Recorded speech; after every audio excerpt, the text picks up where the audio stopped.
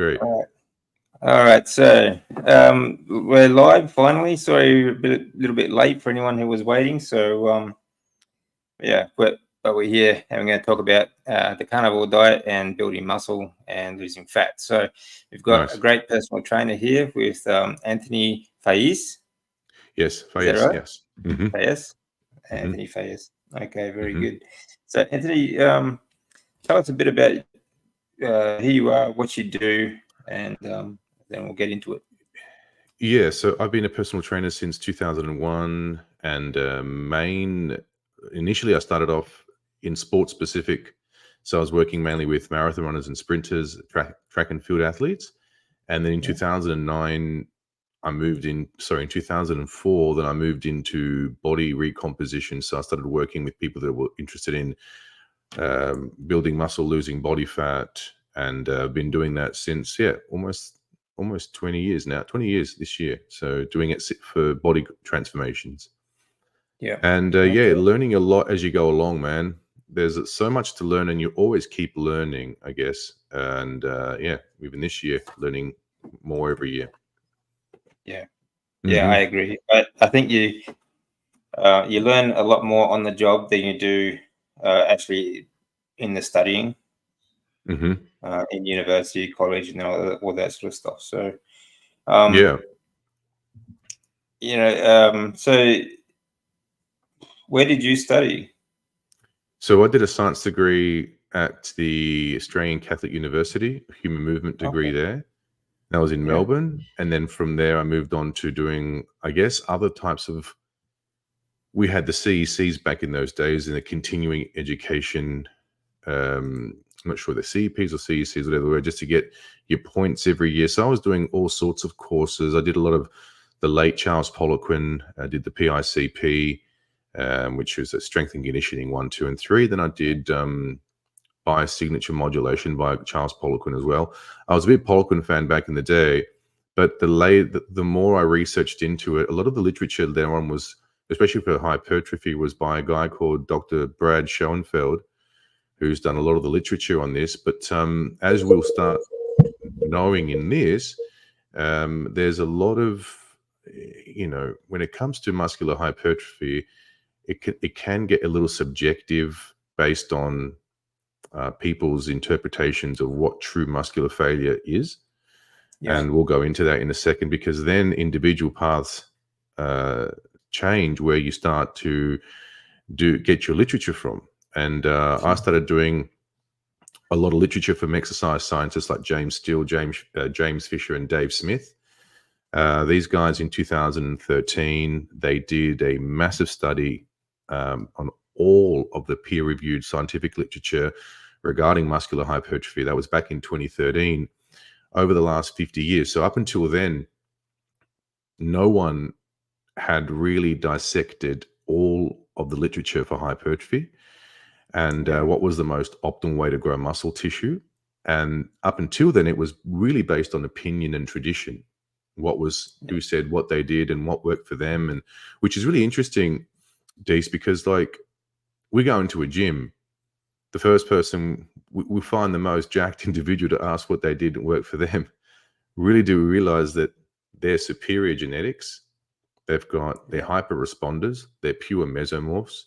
So they kind of would build muscle in spite how they train rather than result in training in a certain way. Yeah. And so when you go through all of these papers, as these guys did, they have got some guidelines. We can run through them today as to what is necessary to optimize muscular hypertrophy and what needs to be done. This is for the everyday individual who does not have superior genetics, the average genetics. And more importantly, when these guys did the literature, they looked at papers that eliminated elite populations like bodybuilders and professional athletes. Because again, bodybuilders, they've got superior genetics, and also to some degree, they use performance enhancing drugs. So when you break down the literature, it's really good to make it easier. And I've been following this literature for quite some time now. And I've been getting some great results with clients in the process of doing so. Yeah, and that's been my my experience with hypertrophy. Great background. What's that? I'm glad you mentioned Charles Poliquin. I was a big fan of Charles Poliquin as well. Did a few of his courses as well online, and that. Nice. Yeah, he was great.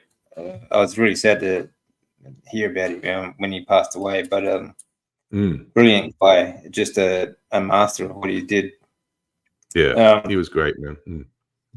So how did you come to the carnivore diet then? After all of that,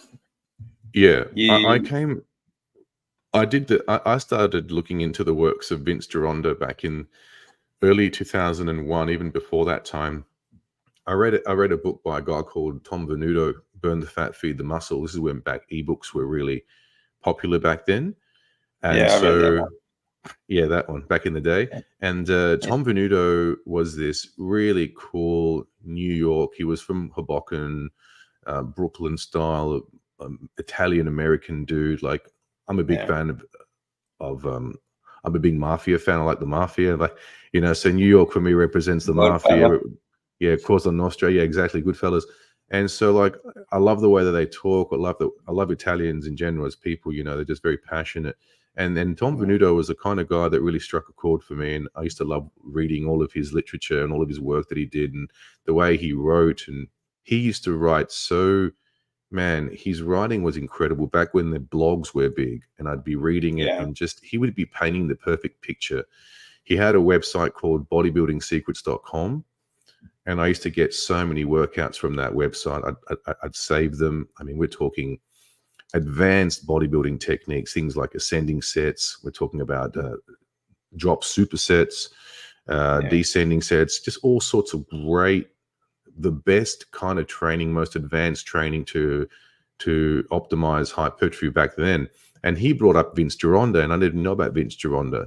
So I looked him up, and there was another guru who was the guru of all gurus, and he was a bodybuilding coach in the 40s and 50s. He was the one that advocated the steak and eggs diet. He was the one that started the low carbohydrate, high fat, high protein sort of approach, where bodybuilders like Arnold Schwarzenegger was using it back then in the early days. And now Frank Zane was also there training with him, and Clint Eastwood, and of course the late Carl Weathers used to train with him. He got him in shape for the Rockies. And I just got a lot of my initial, I never understood it. And Tom also thought that his approach to dieting was radical back then. And I used the steak and eggs diet just transiently to get myself leaner, but I never considered it as a philosophy, as a long-term philosophy, until later on when I bumped into Sean Baker and his interview and thought, hold on, man, Sean's doing the steak and eggs diet. Didn't Gironda do that back in how long ago? And that's when I got into the carnivore space. I was exactly the same, actually.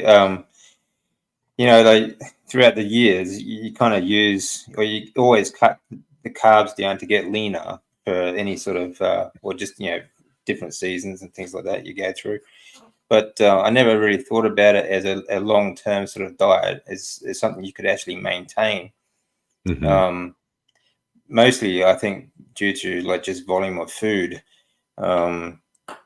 But, it's kind of hard, all the years of education, it's kind of hard to get your head around not eating vegetables and carbs, and you got to get your fiber and all that sort of stuff, But I was exactly the same, actually. And when I saw Baker, I thought, like, when I first heard of the carnivore diet, I thought, all right, that's total bullshit. Like, it's BS, because it's just not something I thought about longevity wise. But you listen to Baker, and then you see Chafee, and you see a few others, and you think, well, okay, well, maybe there's something to it, And I was thinking, like, it's not that different. It's no different really to Vince Gironda. Like, I was like yourself. I did a bit of research on Gironda before, and he was the original trainer to the stars, Hollywood and all the rest of it. The guru. And like you said, like it's all just steak and eggs. And throughout the years, you have the paleo diet, all these different names for it. But for some reason, it just didn't sort of click until recently. So but and that's how they ate. It was the protein and fat diet back then. There was a guy called Rick Drayson who's passed away as well. Rick Drayson had a really cool YouTube account called Rick's Corner, and he was in his 70s when he passed away, and he was around during the golden era, and he'd often speak about it was the high fat protein diet, and that's all they would have, and they would just have a high protein, high fat diet during the week, and on the weekend they would have one meal, maybe a weekend on a cheat day, and then they'd just blow up on a Sunday, get all the carbs in them, and then just repeat the process of going, low carbohydrate, high protein, high fat. And they were doing that back as early as, who knows, 50s, 60s, 70s during the golden era. It was never the carbohydrate sort of the inclusion of carbohydrates. I saw it start happening around the 90s, maybe around Dorian's reign of Mr. Olympia from 92 onwards. I started noticing even earlier. You'd look at actually it would have been later. Do you remember Body for Life with Bill Phillips? Oh yes, yeah. Yeah, remember that one, Body for Life? So he'd advocate late 80s. I think so, man. I think it may have even been a little later than that, because I think it may have been later, because he had the company EAS. There's a company called EAS, and then he would advocate 6 meals a day, 3 meals, 3 snacks. They were usually like fist-sized portions of proteins, carbs, and fats or vegetables, whatever it may have been. And that's how he would advocate people would eat, train 3 days a week, and do HIIT sessions 3 days a week. So you're in the gym 6 days a week, 3 weight training, 3 high-intensity interval training sessions. And he had an anthology of before and after pictures, an anthology of it. And that was a really successful program, massive program. I remember it. It would have been about 03, 04 when I sort of stumbled on it then. And a lot of people found it very popular. And so I think the carbohydrate trend came in around in the early 90s, maybe the late 80s, and especially during the low-fat saga era. People were sort of just afraid of eating fats, and they raised up their carbohydrates and lowered their fats dramatically. So when the dietary guidelines came in the late 70s, and in Australia, I think it was like 81. Everything went low fat, and it just went crazy about everyone's going crazy about low fat sort of stuff, and low fat everything. And of course, when they started making everything low fat, everything went high in sugar. Exactly. And that's when everything tripled.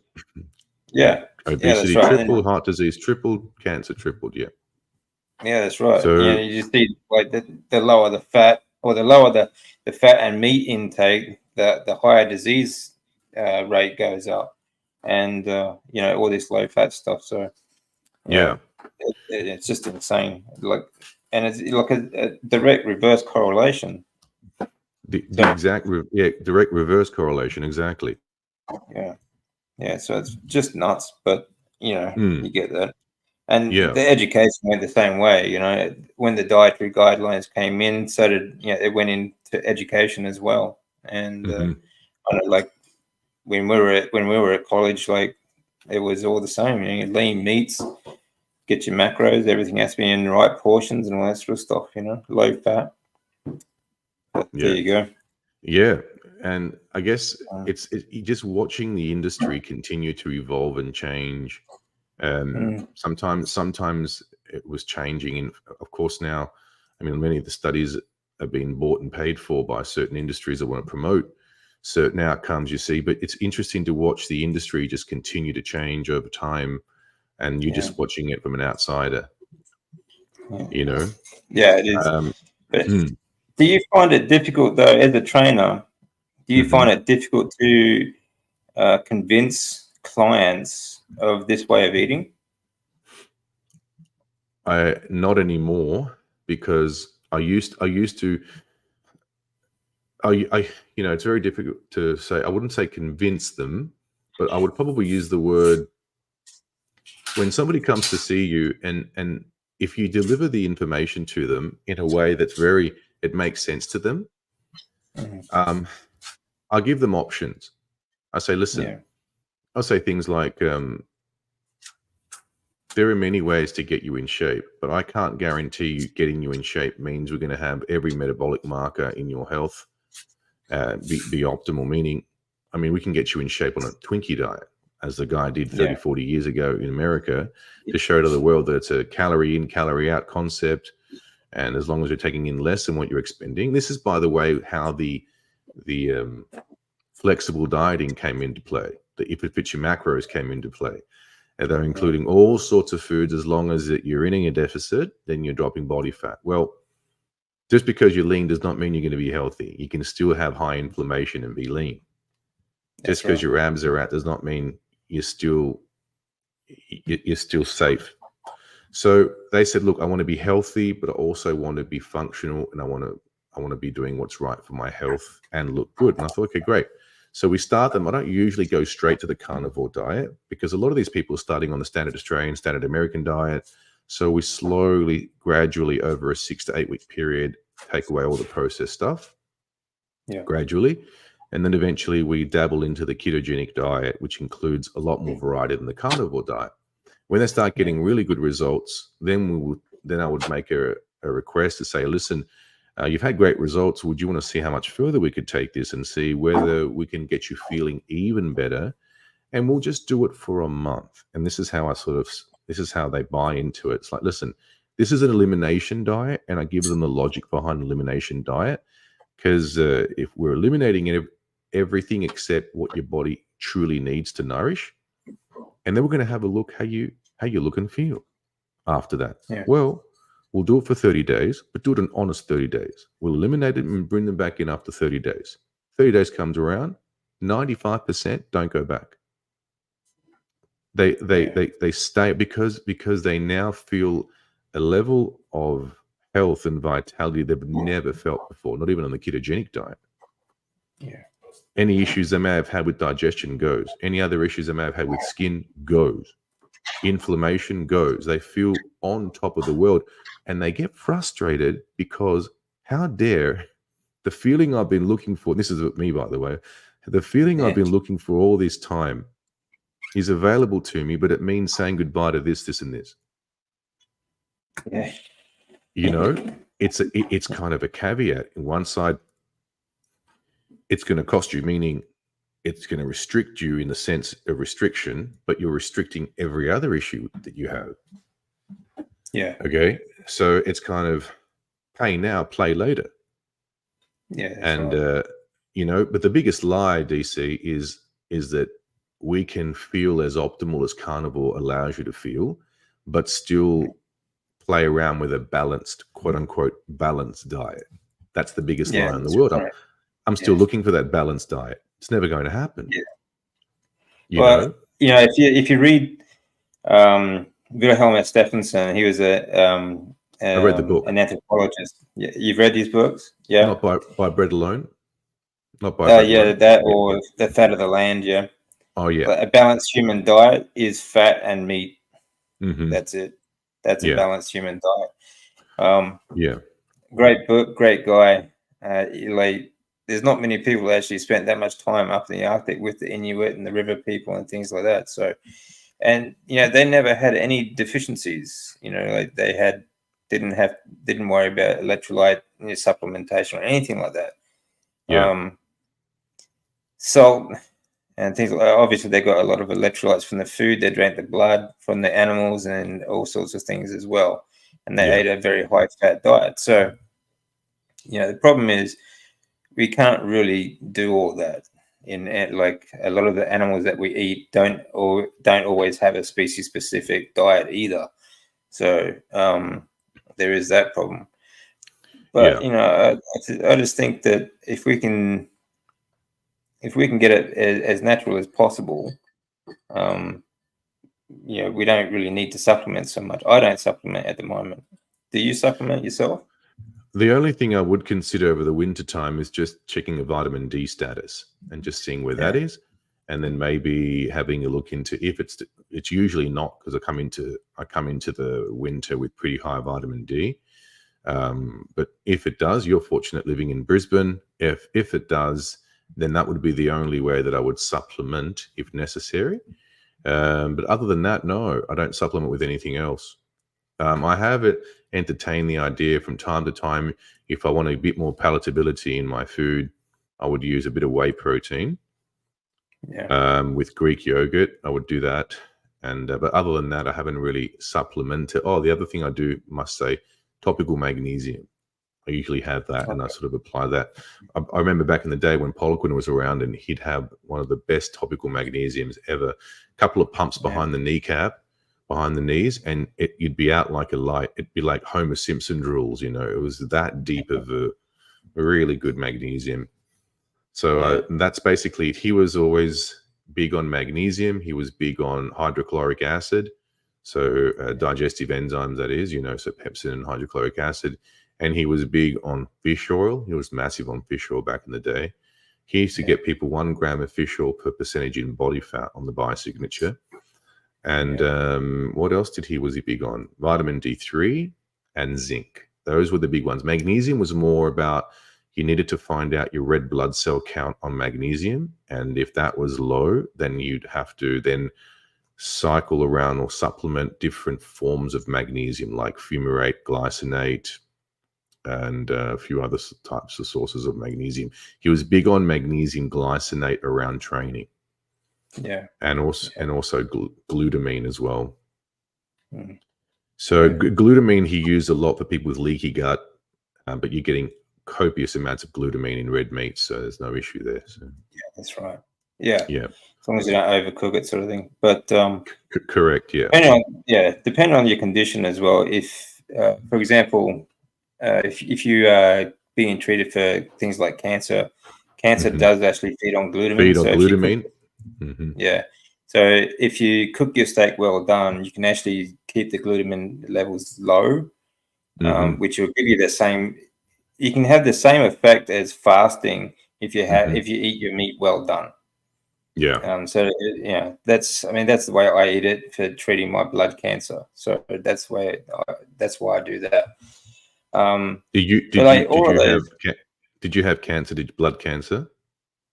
I do. Yeah, blood cancer. Okay. I've been. It's follicular lymphoma, so it's a type of blood cancer that stays with you the rest of your life.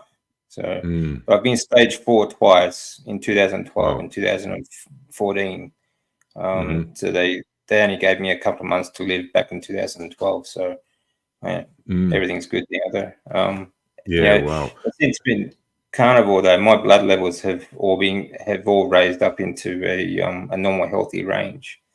Oh, fantastic, man. That's great.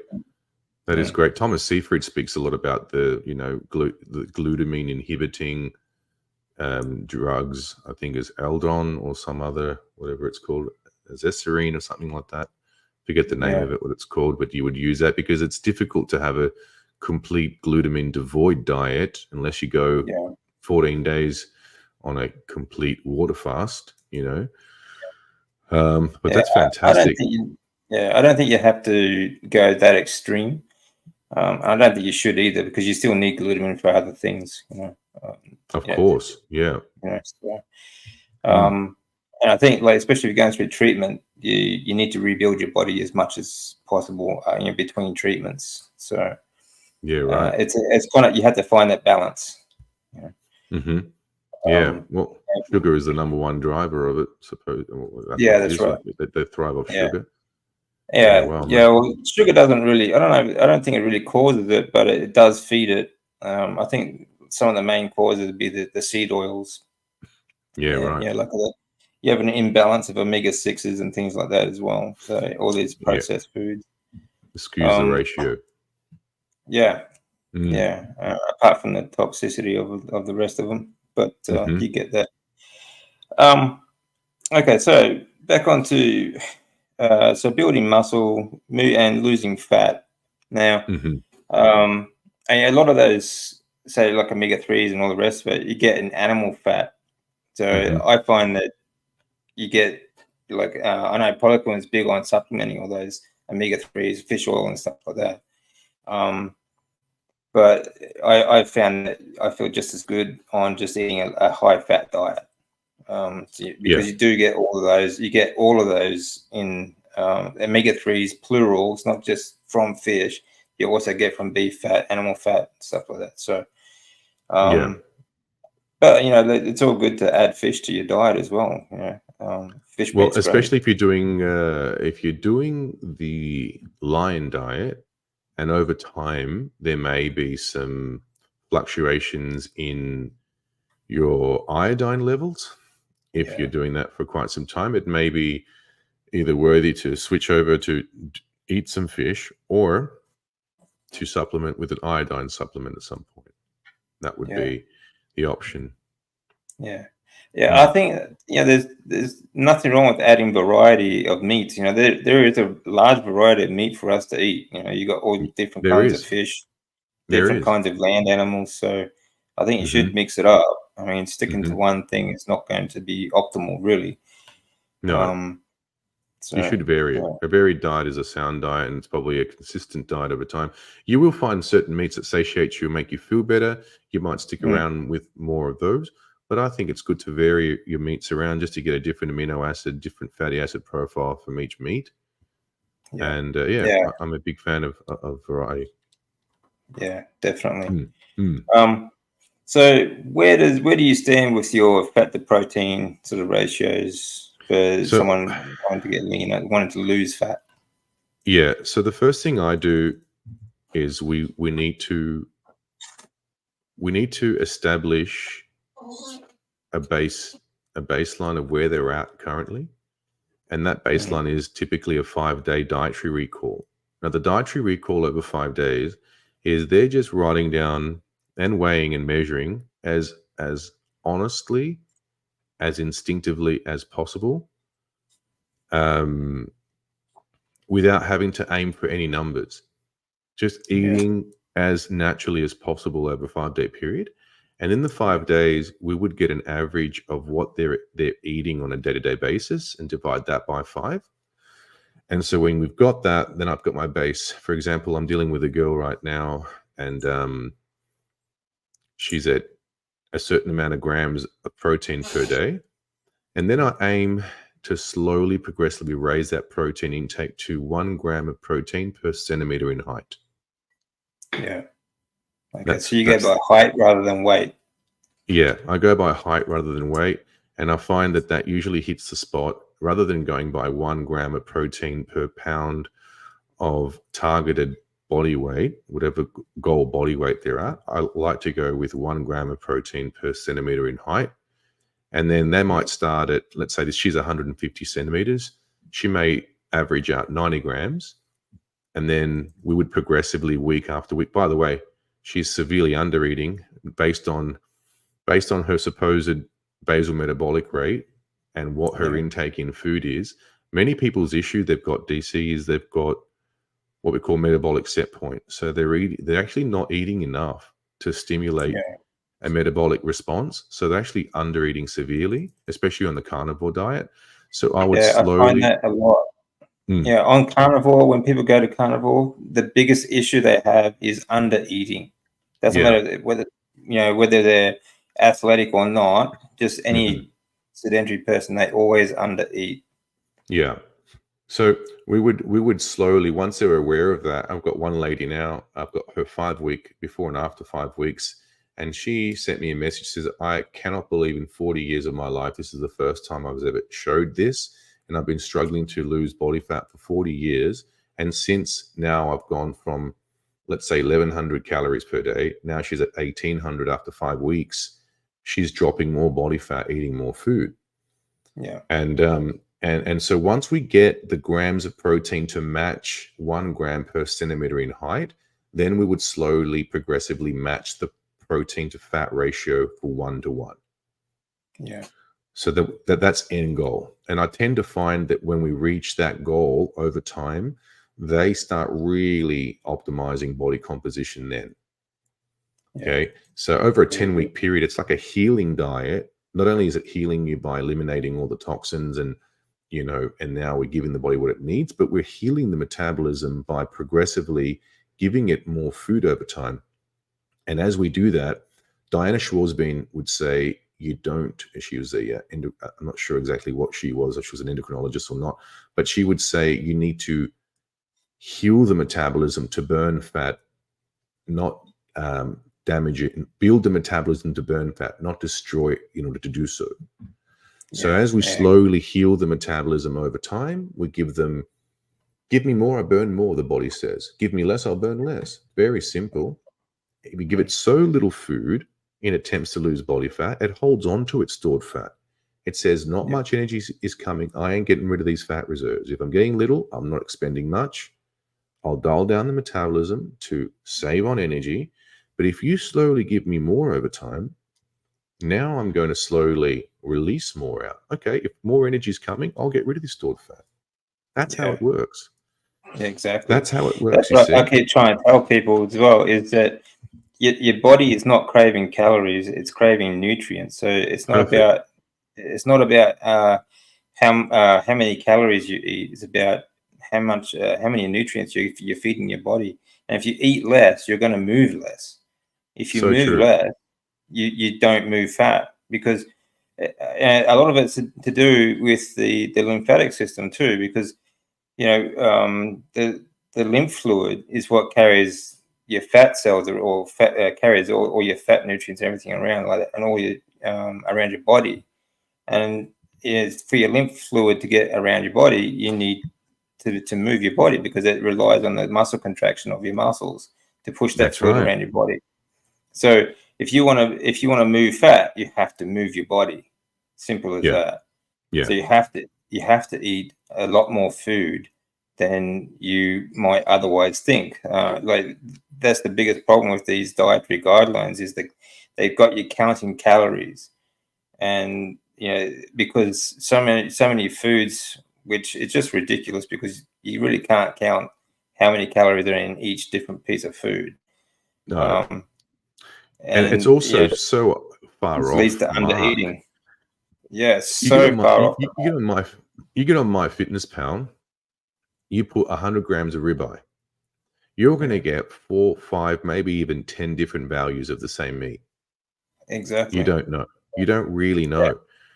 And so it's important. Like, I just get them to aim for a protein goal. And funny enough, just the simple aim of a protein goal, they're getting in shape striving for the goal. Yeah. They're getting in shape striving for the goal, not necessarily hitting a particular mark. But as they strive to give their body more protein, Anthony, I'm just not hungry. Fine. As we train you over time, as we give the body reasons to grow and repair tissue through weight training, naturally your appetite and your assimilation of protein will go up. Exactly. So that's a telltale sign straight away. If you're not hungry for protein right now, clearly we haven't really stimulated protein synthesis through training. As we do that, you will naturally get hungrier. And then as you get hungrier over time, you'll be able to absorb and assimilate, digest more protein over time. Okay? That's right. So so now the other thing to note is, if they're chronic yo-yo dieters, if they've been chronically fasting nonstop in attempt to lose weight, they have no business whatsoever going on a fat loss program. None whatsoever.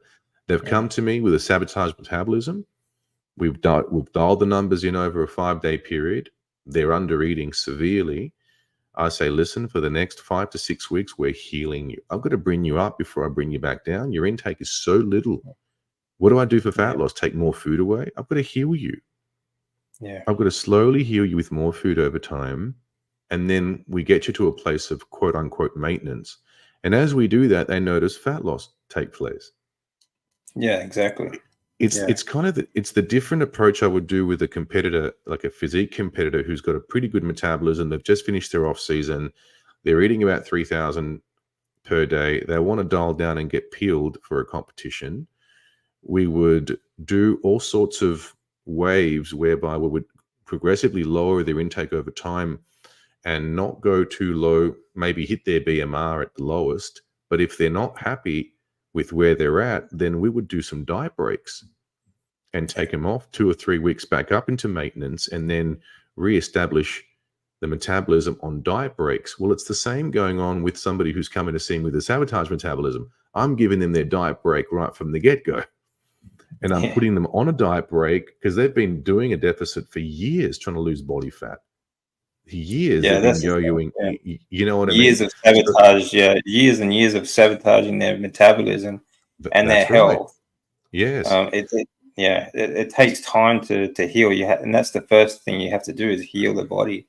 That's right. It's like doing staggered sets, like you do like a light set and a heavy set sort of thing. Correct. Go on and off. Like a deload. Yeah, you're kind of deloading away from the pressures of trying to meet a certain goal and look a certain way. And they say, my goodness, I cannot believe this food freedom I'm getting right now. I'm eating more food than ever before. I'm looking leaner and better than ever before. And I cannot believe I'm eating more food to do this. Who would have thought? Who would have thought, DC? So, exactly. It's crazy, isn't it? Like, back in the day, it was always about, like my lecturers, they were heavy on, it's all about calories. It's all about calories. So, like, if it was all about calories, like, you could eat ice cream all day, Yeah. Well, it's crazy. Yeah. You kind of, on some people, they would say that, yes, you can eat ice cream all day. But the problem with that is you're, number one, going to feel terrible. Number two, you'll be constantly hungry. Number three, chances are excellent you'll lose muscle with that weight loss because you need a certain amount of protein per day to meet your requirements to maintain lean tissue. And so, you will lose weight, but a lot of that weight loss will be muscle tissue as well. So that's right. That's the thing people don't understand when they talk about weight. Weight encompasses everything. It's not just fat. It's also your connective tissue, your bone tissue, and your muscle tissue. And everything. When you lose weight on, say, a starvation diet or a nutrient deficient diet, you're not just losing fat. You're losing all of that weight, but you also lose weight in your brain as well. Your brain actually does get lighter because you're not feeding it the nutrients that it needs. There you go. And it atrophies, I'm assuming. It does. Your brain atrophies just the same as any other muscle. Okay. And I think it does a lot of damage to your heart as well because, again, your heart is a muscle. It's a pump. It does a lot of damage to your body. And these are the sort of things that you need to recover from when you go onto the carnivore diet. So you have to give your body time. And it's also about hormone production. Timing is another thing. What about now? We were talking about Charles Poliquin before. He was big on training timing and eating timing as well. Yeah. Yes. So how do you time, when you get a client, for example? How do you set up their training timing and their dietary timing, like their eating pattern? I find out, and it's different strokes for different folks. I try and find out specifically N equals 1 when it comes to this. And I ask them, listen, when do you feel you are most optimal to exercise? Many people will say it's in the morning in a fasted state. Some people would say I work a lot better in the early afternoon. Some people in the late morning. So it varies based on that first part. The second thing, though, I try to get right is I do like, even though I like fasted training, I do like to get about 20 grams of carbohydrates in the form of dairy, milk, in this case, pre-workout. And the reason why I do that is to offset the cortisol response. If I'm dealing with a client who's not taking testosterone, a lot of my clients in their 40s and 50s now they're doing TRT, and on TRT it's a little different than when you're training natural, because when you're training natural and you've got to control cortisol. cortisol's goal is to mobilize glycogen during a workout, but it's also it's a tug of war between muscle protein synthesis, activating the mTOR pathways, and muscle protein breakdown, which is cortisol. And the longer you go into the workout, the more muscle protein breakdown takes over. So we offset that by taking some form of carbohydrates. If you're a carnivore, it would be about typically it's usually a latte. All right. So it's like coffee before a workout, if they drink coffee, or some milk, something before a workout to give them those, I guess, those carbohydrates necessary. That's the only time I would throw carbs for somebody who's training intensely.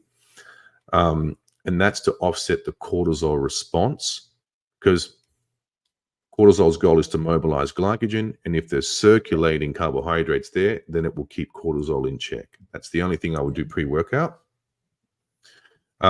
If they don't want to do that, then I would ask them whether they like to train fasted or whether they like to train with something in their system. And typically, back in the day, it was a meat and nut breakfast with Charles Poliquin.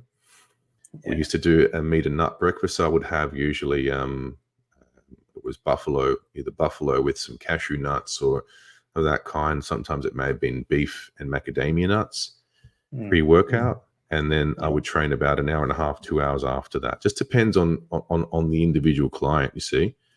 That's the only time if I was ever to incorporate some form of carbs, and what kinds they would be typically, if it's a carnivore, that would be in the form of dairy, like raw milk, of some kind. And if they weren't into that, then I would just ask them if they would prefer training fasted. I like to train fasted. For me personally, I feel a lot better training fasted. So. So do you do any form, or is it just resistance training you do fasted, or you do cardio or anything like that first? Or I do resistance training fasted, and then depending on what training I like to, if I'm doing sprint training, actually no, if I'm doing LISS, low intensity steady state, or weight training, it's usually fasted. If I'm doing sprint training, I like to throw in there some whey protein before working out. Okay. Yeah, for sprinting. If I'm doing any type of conditioning work, high intensity interval training, that kind of stuff, I would throw in a little bit of whey or some kind of carbs in there before training. Yeah. Very good. Just when I'm going to use them mostly. So it's targeted, you see. Yeah. When it comes to the timing, just for the audience, one of the biggest things Charles Poliquin would say, if your testosterone levels are highest in the morning, that is your optimal time to train. If your testosterone levels are higher in the evening, then that's your optimal time to train. So it just depends on how you feel, and where your hormone production is at for your individual body. So another thing is, what do you think about compound movements to specific in terms of hormone production? Yeah, so your compound movements, your large movement patterns, they're going to secrete a lot more growth hormone, a lot more testosterone, because there's a lot more muscle mass. But I need to stress that the number one, based on this particular study with the scientists, James Steele, James Fisher, and Dave Smith, the most important factor in optimizing muscular growth is 3 words: intensity of effort. Yeah. That's the 3 words. And that is that an individual needs to aim to recruit as many motor units and thus as many muscle fibers as possible to train to what we call momentary muscular failure. And this is where individual paths go, DC, because I've seen Brad Schoenfeld train, and I've seen these exercise scientists train. And I can tell you right now, there's a difference between training to momentary muscular failure, honest momentary muscular failure, and thinking you've trained to failure when really all you've trained is to a sticking point and haven't overcome the sticking point. Yeah. So a sticking point is basically when it happens during the concentric phase of the movement. You're about to perform a repetition, and you've reached a sticking point. And it's important to note that failure is not something that you reach abruptly. Failure is something that you gradually reach over time with slow cadence. Slow cadence. It's not rapid cadence that you meet failure. That's a sticking point. So depending on, this is where individual paths vary now, because that ultimately determines everything else. That determines the volume. It determines the frequency of the training. And Schoenfeld was a big fan of multi-set training for full motor unit recruitment. But knowing that his definition of failure, clearly you're going to need more than one set if that's what you think failure is. Yeah. So it makes perfect sense why he would say you need multiple sets to recruit the entire motor unit pool. Whereas David Steele, James Fisher, these guys, you'll see the difference when they train. Oh my goodness. You have a look at Blood and Guts with Dorian Yates. Yeah, I've seen that. Okay. All Yeah, right. people should watch that. Like, that's intensity. That's intensity, and that's training to momentary muscular failure. Now, tell a guy who got the Mr. Olympia 6 times, if he can get, and by the way, this is coming from somebody who was doing multi-sets before that and then gained all of his mass monster physique in 92 to 93. The differences he made were dramatic. You see the photos, but tell somebody of the genetic predisposition that he's got that you need more than 4 hours of training to create a physique like that. He was doing four days a week, no more than 4 hours of weight training as a professional bodybuilder. Tell someone like him you need more hours than that to build a physique. You can't build a physique. Dorian, like, he was a big advocate for the high intensity interval training, and he always said, like, training. High intensity training, but he always said, like, I only did like 4 hours a week in the gym, sort of thing. But that wasn't every week either. That wasn't. There are workouts where you can see, like, he's clearly doing volume over intensity, and he did spend more than 4 hours a week in the gym, sort of thing. A lot of it's hype as well, but that's the way it is anyway. They all train differently anyway. And you raise a good point there, DC, because you got an entire array of athletes on a stage, all training different styles, yet coming to the same conclusion. So the one common denominator that they all do is that they lift. Let's just say that. Okay. So if you lift with weights, you're going to build muscle. Now, can we get to a place where we can maximally optimize our genetic potential with the training that we're doing is a different story altogether, because we can't say the volume doesn't build muscle mass. It does, because Arnold Schwarzenegger used volume, Lee Haney used volume, all these other bodybuilders. Ronnie Coleman used volume, all the big bodybuilders. Now, the other thing to note is, and these guys were saying, we can't use bodybuilders as the norm because they are genetic freaks for a reason. Okay, they've got the perfect genetics for building muscle mass. So really, we have to ask ourselves, did they reach their genetic potential? Because remember,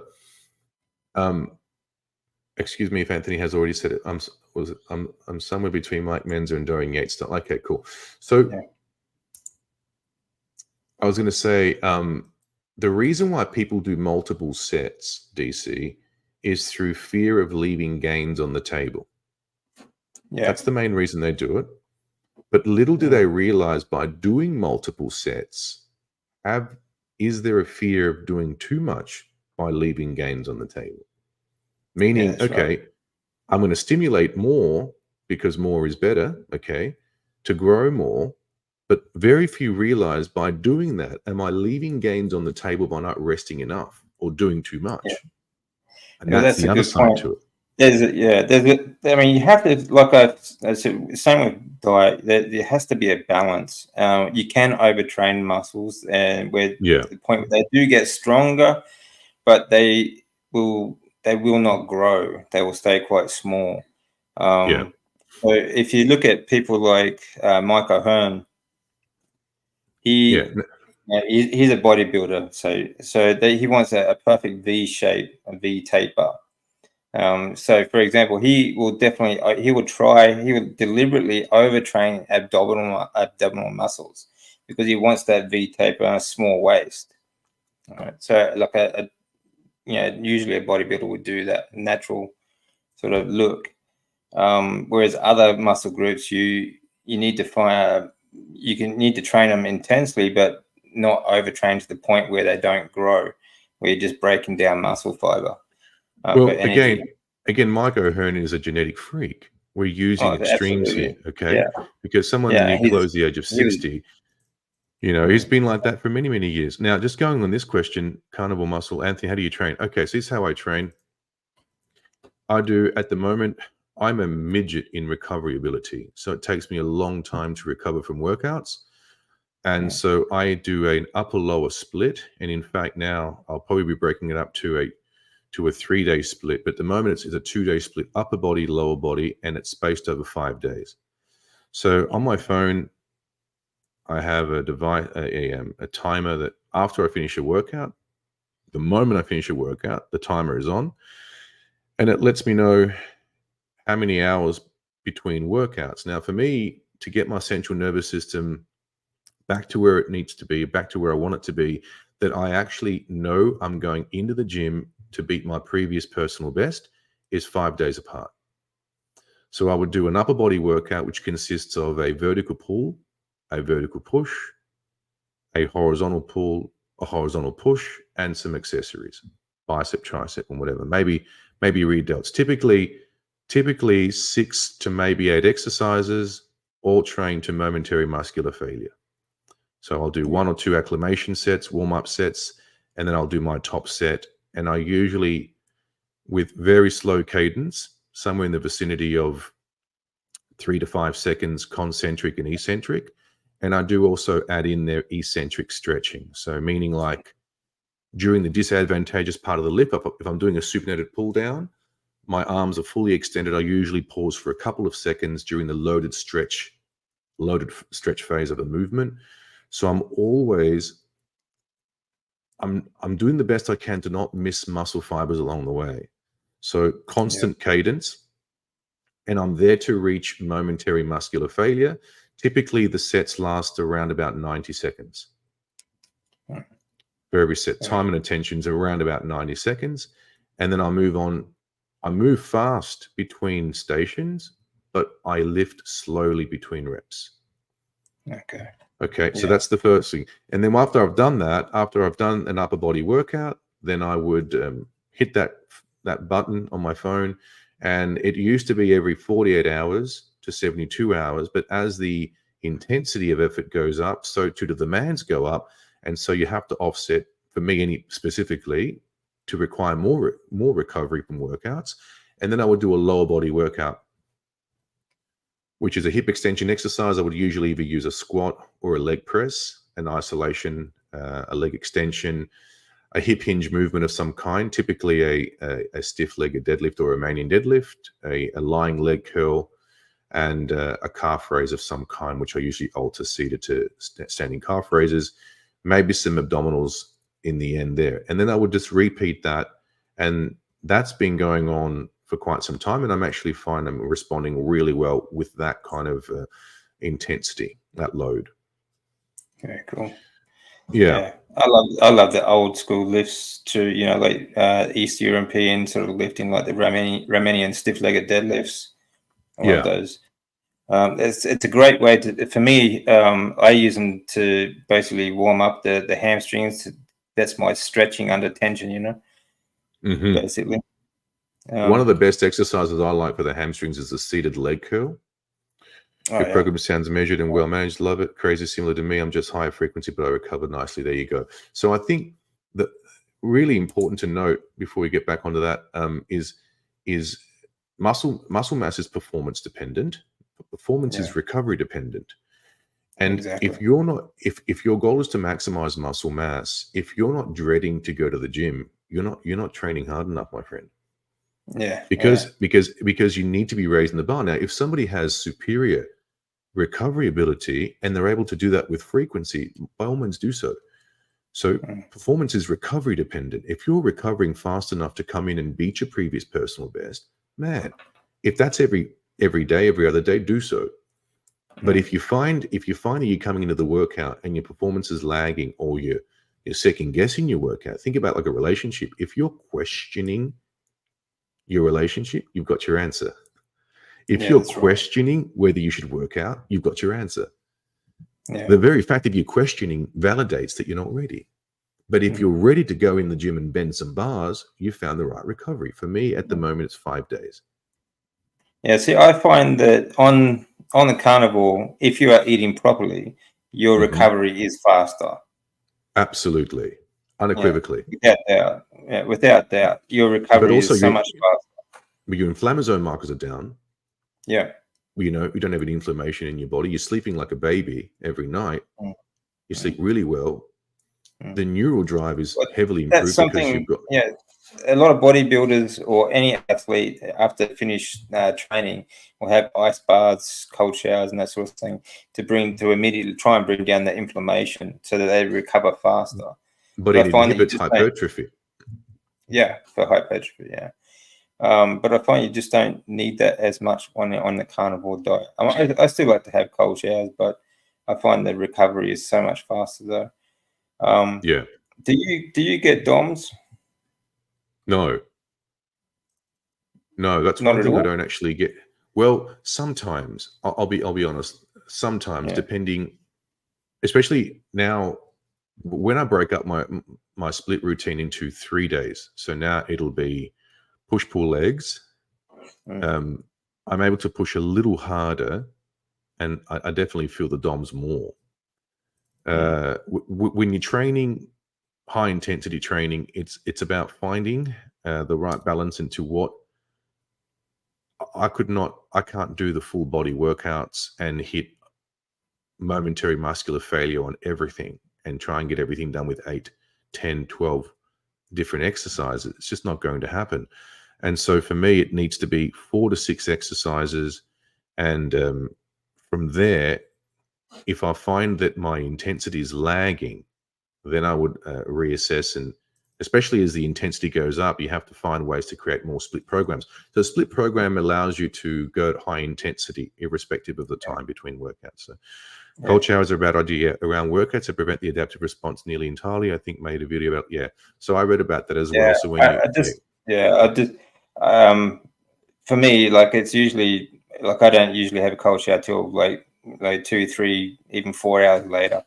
So it's not like I jumped straight in the shower sort of thing. But I mean, if you listen to like Alex Huberman, like from Huberman Labs, like he'll say like wait sometimes like even up to 6 hours after you work out for a cold shower, because you want some inflammation there for the actual muscle hypertrophy. So try to keep it away from your workouts. Yeah. Pick 5 exercises for life. What would they be based on enjoyment, results, or whatever? Okay, 5 exercises for life. Okay, here are my top 5. Well, and I'll quote Charles Poliquin on the first one. If you haven't got a squat in your program, you know squat about training. So I would choose squats, number 1. Number 2, what kind of squats?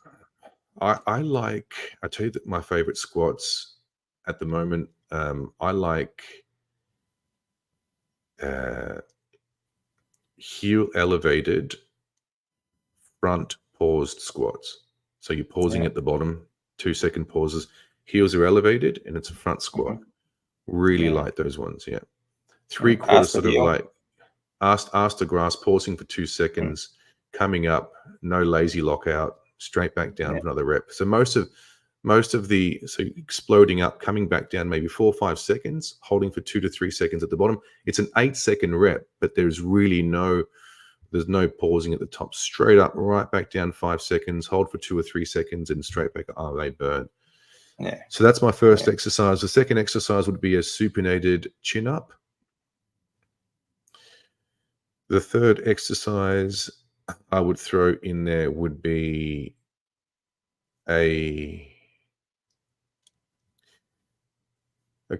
second exercise, chin up. Third exercise, I get fired, do I? Okay, so there's so many lovely ones here. I'm going to go, third exercise would be a dip. Okay, so parallel bar dips. Again, I like to pause at the bottom. Now, if my shoulder's not liking it, then I'll probably change that to an incline barbell bench press or a guillotine press. Geronda used to call it a neck press. Yeah. Great burn on those ones. So what have we got now? We've got a heel elevated squat. We've got a supinated chin up. We've got a pressing movement of some kind. I would throw in there the fourth exercise would be a chest supported row of some kind.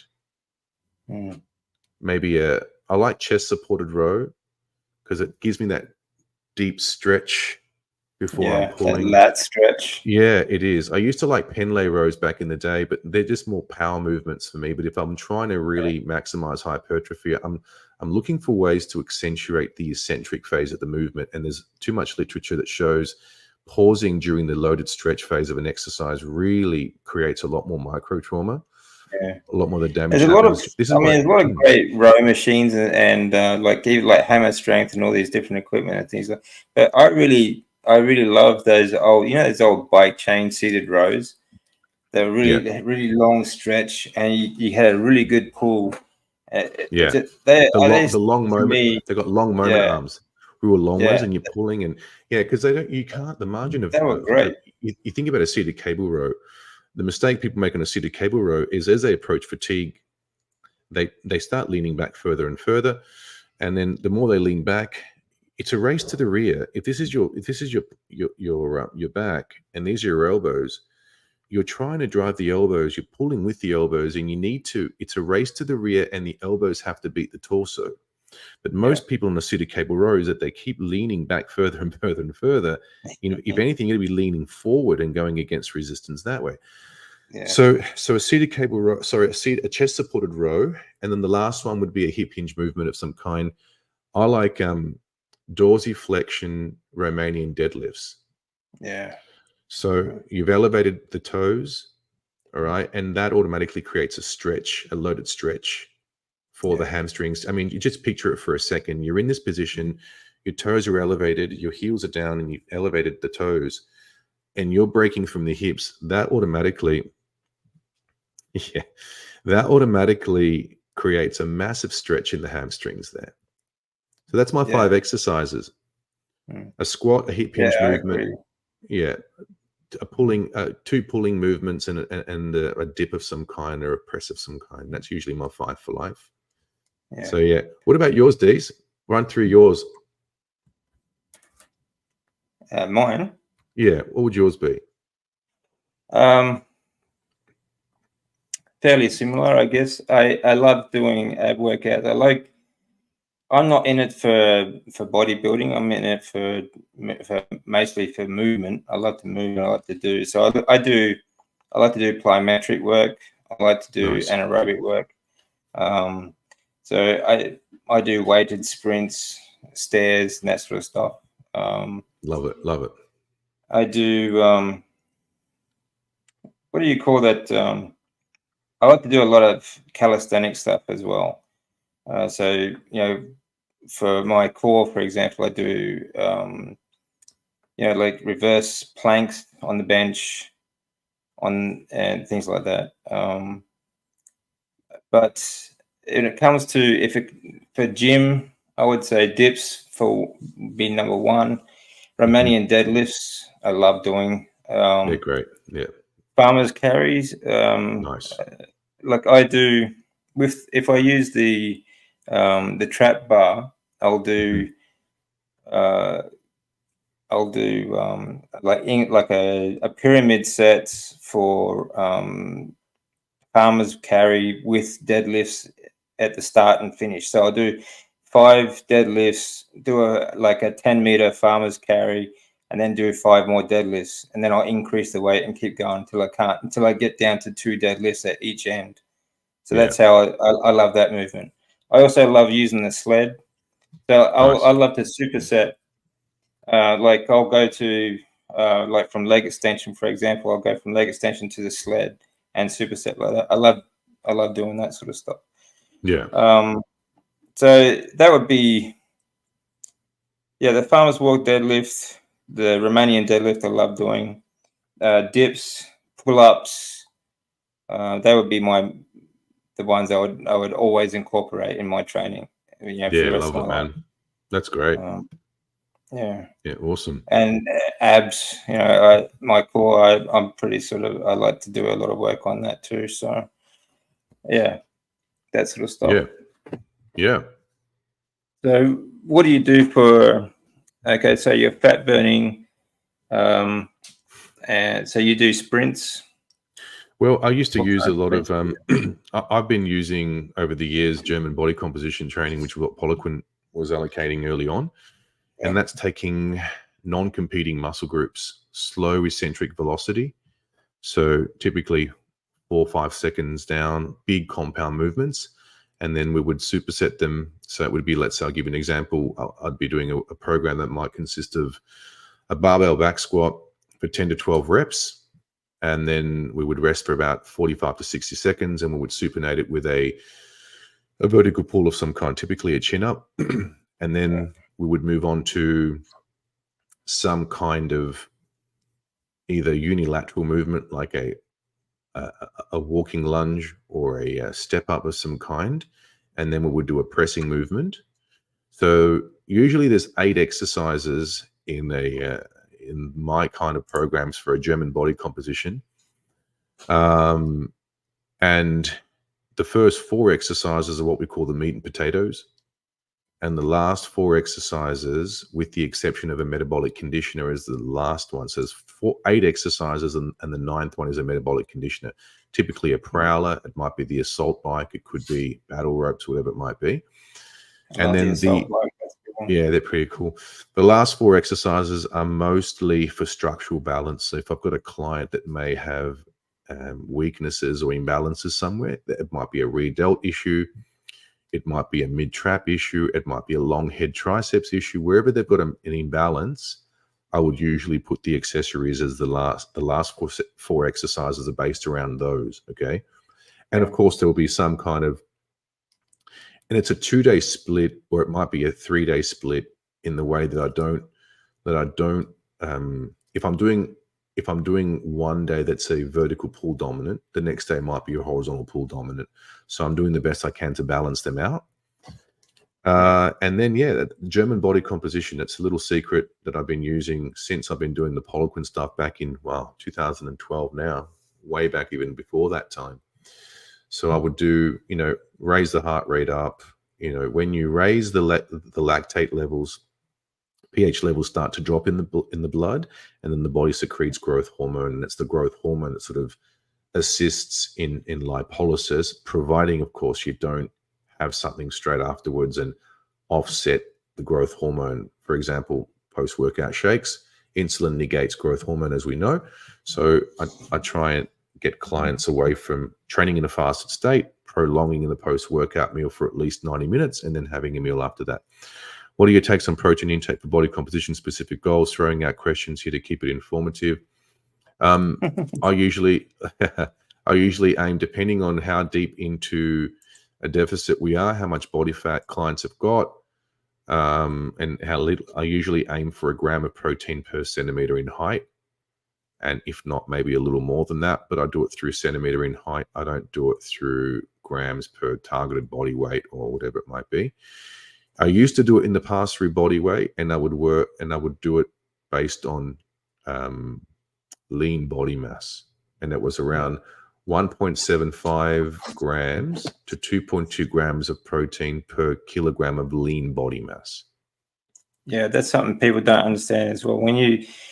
If you are measuring your protein per kilo or per pound of weight, you need to work on your lean body mass weight, not your total weight, including your body fat, because you want to lose that body fat, and you want to. So you have to measure it on the weight that you want to be. So if you're 200 pounds and you want to be 150 pounds, you work it out at 150 pounds. That's right. Targeted body weight. Yeah. So targeted body weight. Yeah. And then, and it comes down to how many meals. I think that's a much better way of measuring it, though. Like you said, per centimeter of height. I think it's so easy. And you know what? A lot of my colleagues, I tell them that, and for the first time I say that, oh, they raise their eyebrows. I never thought of that. Oh, hold on. What's your height? 183. Hey. What's her height? 160. Hey. And we're sort of like, it makes sense for people. 1 centimeter in height. A gram of protein per centimeter in height. But if you go on weight, you're not taking into the consideration that you are going to be heavier with more muscle tissue and more bone tissue. Okay, so just that's the problem if you are measuring on weight. You're not. I mean, a carnivore, for example, is going to be naturally heavier than say a vegan, because we have more bone density and more muscle density. Okay, all your connective tissue and everything else, and everything, including organ density as well. So the other thing to share with you that maybe people might be interested is I have a stubborn fat protocol that I use, and it consists of both high intensity interval training and low intensity steady state. So I like to supplement. If I am going to use a supplement for stubborn body fat, I use yohimbine HCl. Yohimbine HCl, which helps. I won't get too scientific, but basically what it does is it negates. Well, it antagonizes the agonizer, meaning like you've got different receptors in fat cell. You've got adrenoreceptors. And adrenaline attaches to these receptors. You've got beta and alpha, and it's the alpha receptors that negate fat loss or negates lipolysis. But when you take, which is why in stubborn sites, for example, women will have them in their glutes and thighs, men have them around their belly and around their lower back. But when you're taking yohimbine, it helps upregulate alpha receptor activity, which means it allows you to mobilize more stored fat in your stubborn areas. Okay, so the protocol for that would be they would have yohimbine, and we stagger these up based on their tolerance levels, and then typically a black coffee before training, and then we would do a combination of two. It's high intensity interval training, typically a 30-second on, 90-second off for 8 rounds, 30 on, 90 off for 8 rounds, and that because there is for those that don't know, lipolysis happens in 3 stages. We've got mobilization, transportation, and oxidation. Okay. So the first phase of fat loss is you want to mobilize the fat cell. The adipocyte needs to be mobilized. And this is done in a fasted state, by the way. So when you mobilize the fat cell, and now we've stimulated hydrolysis. Okay. We've dismantled the triglycerides, the glycerol from the 3 fatty acids. Now they're sitting just above the fat cell, but they haven't gone anywhere. So we need to use, so when you're sprinting, you're mobilizing the fat cell. And now by you taking a low intensity steady state walk, you are now promoting blood flow to take the fatty acids away from the fat cell and into the mitochondria for oxidation. So it's a combination of high intensity interval training for about 10 to 15 minutes. And then I superset that with low intensity steady state for 25 to 30 minutes. And that tends to help with stubborn fat loss. Yeah, that's the one. Alpha 2 receptors to oxidize more fat in stubborn areas. Lyle McDonald, great book. I read it many, many years ago when I was, I think Tom Venuto interviewed him back a long time ago. And that's how I found out about Lyle McDonald. He did 2 books. Yeah, that was the Stubborn Fat Solution 2, I believe. I think on his second book, he used a repeat of both of those. He would do high intensity low intensity, then go back to high intensity, and then he'd finish off. Yeah. And that's how he would do Yeah, it. like So staggering workouts. yeah. Yeah. And that we're talking, this is advanced fat loss. This is for people that they've lost a lot of their body fat, but there's that little stubborn, the linear elbow hasn't really separated, or they've got intercostal fat that might be lower back fat, areas that they haven't dialed in their glutes. For women in particular. Yeah, everyone gets to that point where there's, I mean, if they've come down from a large size, they always get that. They're not so much lean. They're not fat, but they're not lean either. They're sort of soft, spongy looking. Well, that's the problem. They would get to that level, and then by dieting further down, and what Lyle was saying, rather than getting leaner and leaner, they're just getting smaller and smaller. Yeah. It's like, especially my female clients, before I stumbled on this, I used to have issues getting them leaner, and like their upper body was so lean, but somebody stapled a new pair of legs on them, and it's like, what the hell's going on? And that's when I started using some Apolloquin stuff. He used to use calcium diglucarate and dindolmethane, DIM, two different xenoestrogen detoxifiers that allows, in the biosignatures, thigh fat is as a result of estrogen dominance, particularly for women. Yeah. So by taking a couple of those supplements, I've noticed in my clients, one of my female clients, I've got photos to show you guys if you want to see, but cellulite, and after 4 weeks, it's just unbelievable changes that are made, so just by incorporating just some supplements for those reasons. And that's about it. That's really it. Just trying to keep it simple. Yeah. Yeah, very good. All right. Well, I won't keep you too long. I mean, honestly, we could talk about this for hours, days, really. But I'd love to get you on again sometime. We can go into more into depth. I'd love to get Mr. Carnivore Muscle on to maybe do a trio together. I'd love to get all three of us and just exchange ideas. It'd be really cool, Jonathan's really good. He does. Jonathan's a bodybuilder in the UK. Love his stuff, man. Really switched on guy. One of the very few that's around. UK trainers, I'll tell you what, man, some of the best trainers that I've ever worked with are in the UK. Really smart guys. There's a guy called Scott White that I knew back at the Harbour Club when I was training at the Harbour Club. Man, one of the wealth of knowledge this guy used to have, it was just, he'd embarrass you. You'd want to just match his knowledge. And it's important to be around good, knowledgeable PTs in a way that you want to help each other, not sort of belittle each other, but help each other in a way. So he was the guy that got me to want to be a better trainer and to pull out the books and start reading. I would ask him, what's your top 5 books? He'd say this, and this. And so, I'd love to get Jonathan on, man. It'll be good to connect. I think him and I would have a lot in common as with you, DC. And just to be of value to everybody. Yeah, that would be great. I'll send him a message and see if we can line that up sometime. So absolutely, man. Okay. Awesome. All right, guys. Well, we'll leave that there for tonight, and hopefully we'll get Anthony back on again soon, and we can talk more about that then. And any questions that you might have, please bring with you, and we'll see you again soon. Thanks, DC. Have a good week, everyone. Bye.